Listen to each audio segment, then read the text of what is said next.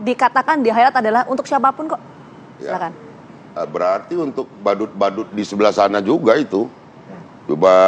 Cuma saja tidak berani menyampaikan secara jantan itu ditujukan kepada siapa.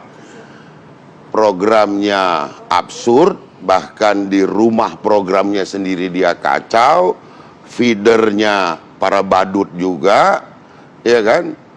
Hanya badut lah soalnya yang bisa mengetahui pemikiran orang lain itu dianggap badut kan begitu. Tapi nggak apa-apa, keberisikan pemilu ini, berisiknya itu nggak pernah dari 01. Jadi 01 merasa tetap berada di track yang benar. Jika memang katakanlah orang-orang yang ada di sekeliling paslon yang lain ini menganggap Anies terlalu kuat, itu masalah mereka. Karena paslon itu harus di-feeding oleh orang-orang yang punya pikiran progresif ke depan.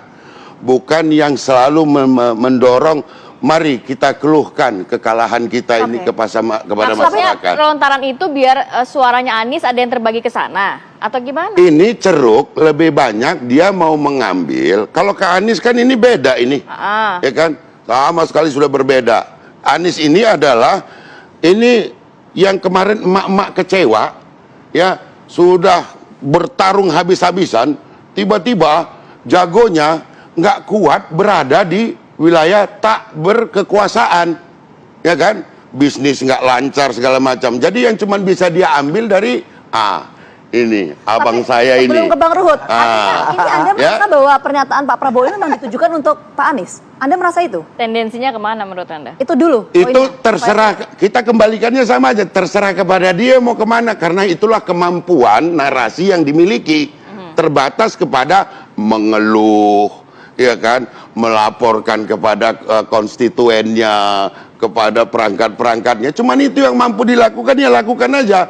Mudah-mudahan itu bisa mendapatkan manfaat gitu. Ya kemampuan segitu, tapi ya saya pikir Indonesia membutuhkan lebih daripada orang yang cuman mengeluh. Kita butuh macan, bukan macan kertas. Baik, saya kira-kira itu.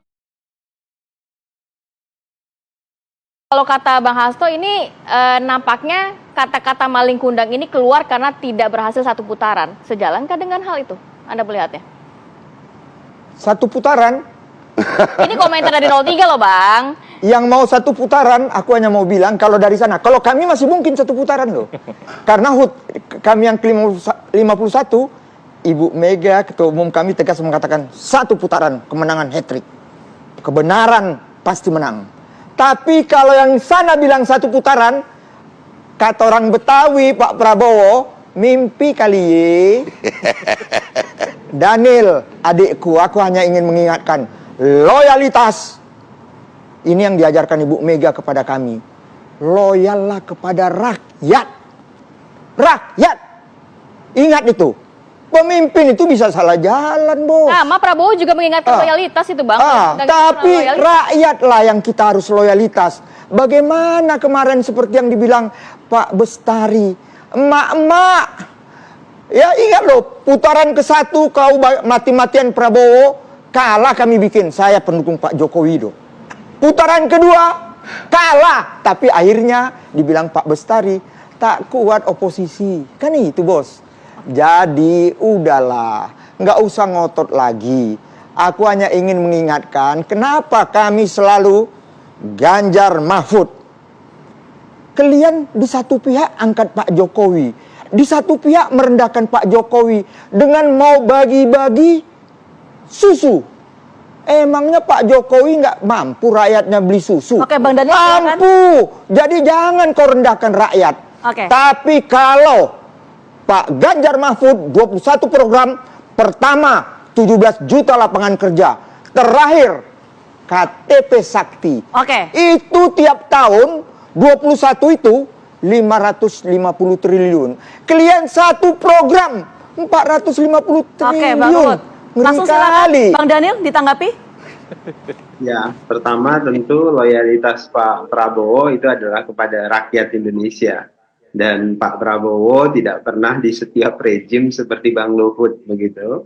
Dan Pak Prabowo tentu dalam posisi kontributif kepada rakyat kontributif kepada bangsa dan negara. Itu karakteristik Pak Prabowo, dan Pak Prabowo tidak sehebat Bang Ruhut tentu bisa ketika Pak Harto bareng dengan Pak Harto, ketika Pak SBY bersama Pak SBY dan seterusnya. Jadi Pak Prabowo ya loyalitasnya kepada rakyat sepenuhnya. Kita lihat ini saling ngotot satu sama lain, tapi ketika nanti pasca Pilpres, apakah akan terjadi rekonsiliasi? Semuanya ini akan bergabung dalam satu kolam yang sama atau seperti apa? Seperti Pilpres 2019. Akan seperti apa gambarannya? Ya, saya memahami ini adalah perang keberlanjutan pasca debat sebenarnya. Jadi kalau boleh jujur, waktu yang disediakan oleh KPU ini kan tidak terlampau sophisticated sebenarnya untuk mengekspos semua gagasan, sanggah-sanggahan antar Terbatas paslon. gitu ya. Jadi wajar kalau kemudian perdebatan itu meluber keluar, meluber di panggung Di ruang-ruang rakyat, lainnya gitu di ya. ruang-ruang yang lain yang saya kira mulai diamplifikasi sejak pasca debat, mulai pertama, kedua, dan ketiga ya. Itu artinya apa? Memang debat itu tidak memuaskan apapun, dan bahkan agak aneh sebenarnya kalau debat itu dianggap sebagai konklusi dan menyederhanakan persoalan bahwa ini yang terbaik dan siapa yang terburuk.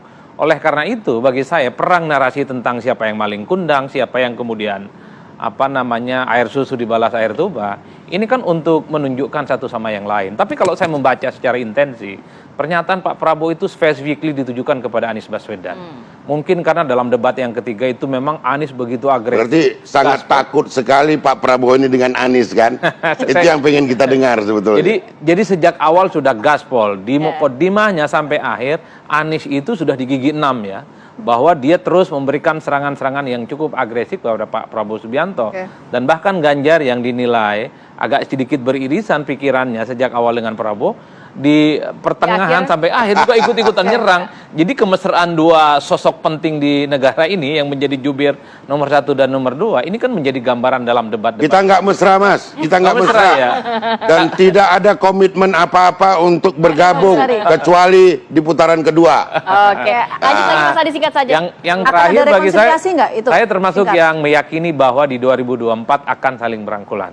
Yang oke. kalah akan merangkul yang menang, yang menang juga akan merangkul yang Akan kalah. ada rekonsiliasi Kalau namanya rekonsiliasi, politik gotong royong, istilah politik. Kalau itu tidak terjadi, saya termasuk yang ingin bertaruh. Boleh kita nanti akan Jadi Mas jalan. Adi yang bertaruh. Oke, Daniel, loyallah kepada rakyat. Jangan loyal kepada Pak Prabowo. Kau dorong dia ke jurang. Kasihan Daniel. Jangan dorong Pak Prabowo ke jurang. Kasihan Daniel. Mungkin dia salah. Rakyat tidak Daniel. Suara rakyat, suara Tuhan. Ya Daniel. Ayo jadilah feeder yang baik. Ya. baik, terima kasih Bapak atas kesempatan. Sehat selalu. Makasih Daniel. Daniel sudah waktunya. Ayo Daniel, ngomong lagi. Ayo Daniel. Ayo. Oke,